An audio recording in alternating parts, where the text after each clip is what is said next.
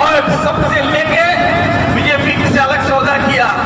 अब बीजेपी के एजेंट बन के आया था, वही सब एजेंट को आइडेंटिफाई करने की जरूरत है। और वो जब भी आए, चाहे चक्रिया में या गोलपुर में या करंदगी में या इस्लामपुर में, उसको धक्का देकर निकाल दीजिए। निकाल पाएंगे तो आप लोग? आपका ये हाथ है। প্রাক্তন বিধায়ক ভিক্টরের সঙ্গে বিজেপির গোপন আতাতের অভিযোগ করলেন মন্ত্রী গোলাম রব্বানী। বিজেপির সাথে আতাত রয়েছে চাকুলিয়ার প্রাক্তন বিধায়ক তথা প্রদেশ কংগ্রেসের রাজ্য সাধারণ সম্পাদক আলী ইমরান রমজ ওরফে ভিক্টরের। তাই গোয়ালপুকুর, করণদিঘি বা ইসলামপুর বিধানসভায় দেখলেই তাকে তাড়িয়ে দেওয়ার নিদান রাজ্যের মন্ত্রী তথা গোয়ালপুকুরের বিধায়ক গোলাম রব্বানীর। রবিবার গোয়ালপুকুরের ধরমপুরে একটি কর্মসূচি থেকে এমনই মন্তব্য করেন মন্ত্রী গোলাম রব্বানী।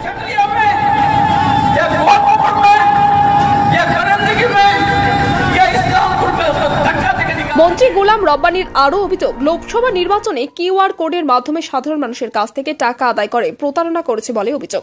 মন্ত্রীর দাবি, কিউআর কোডের মাধ্যমে টাকা আদায়ের জন্য স্কুল, কলেজ বা অন্যান্য কাজে ব্যবহার করা হতো, কিন্তু এই প্রথমবার দেশে নির্বাচন লড়ার জন্য কিউআর কোডের মাধ্যমে কোটি কোটি টাকা সাধারণ মানুষের কাছ থেকে আদায় করছে বলে অভিযোগ এবং সাধারণ মানুষের সাথে ছলনা করে বিজেপিকে সহযোগিতা করে জিতিয়ে দেওয়ার অভিযোগ উঠেছে চাকুলিয়ার প্রাক্তন বিধায়ক তথা প্রদেশ কংগ্রেসের রাজ্য সাধারণ সম্পাদক আলী ইমরান রমজ ওরফে ভিক্টরের বিরুদ্ধে।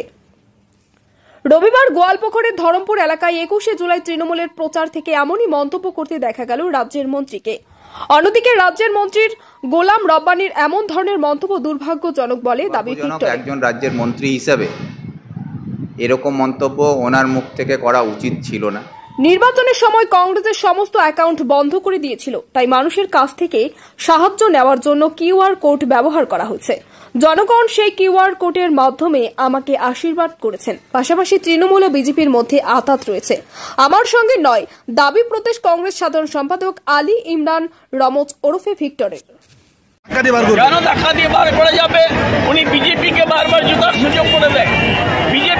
বিজেপির সঙ্গে ওনারা ইন্টারনাল আতাত আছে, যার জন্য উনি কিউআর কোডের টাকা নিয়েছিল।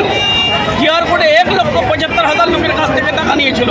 কিউআর কোডে একটা মানুষ 1,000 টাকা থেকে নিচে দেয় না, 1,000 টাকা থেকে উপরে। আর যেগুলো ভাই বোনরা আমাদের দিল্লি, পাঞ্জাব, সিকিম, কেরল, গ্যাংটক, পাঞ্জাব, তামিলনাড়ু, যেখানে আমাদের ছেলেগুলো গেছে, ছেলেগুলো মাসুম ছেলেগুলো, ওরা ওদেরকে অনেক গিয়ে উনি উল্টা পুল্টা বলে বুঝিয়ে ওদের কাছ থেকে একটা কালেকশন নিয়েছিল, যে কালেকশনটা দেওয়া ঠিক হয়নি। কিউআর কোড থেকে ইউনিভার্সিটি পড়া যায়, কিউআর কোড থেকে স্কুল পড়া যায়, কিউআর কোডের টাকা নিয়ে ইলেকশন ফাইট করবে বিজেপিকে জেতার জন্য, এটা আমরা মানতে পারি না। সেই কারণে আপনি বললেন আমি এতে বেশি কিছু বলতে চাই না। এটা হচ্ছে গোলাম রব্বানী সহ তৃণমূল জনসমর্থন হারাওয়ার ভয় এখন আবল টাবল বকেন।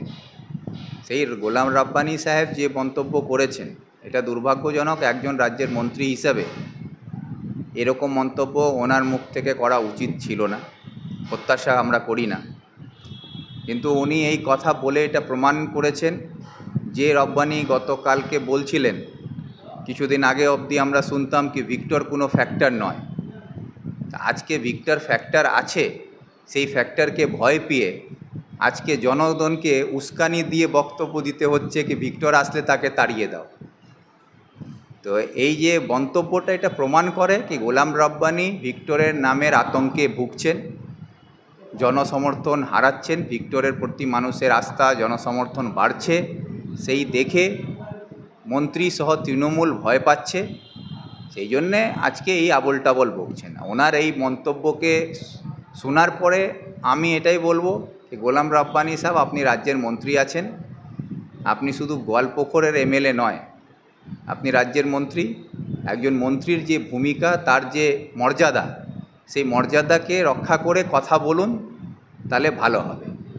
এই পাড়ার চার দোকানে ঠেকে বসে যারা আলোচনা করে তার মতন যদি বক্তব্য রাখেন, তাহলে এটা খুব দুঃখজনক এবং দুর্ভাগ্যজনক, এটাই বলব।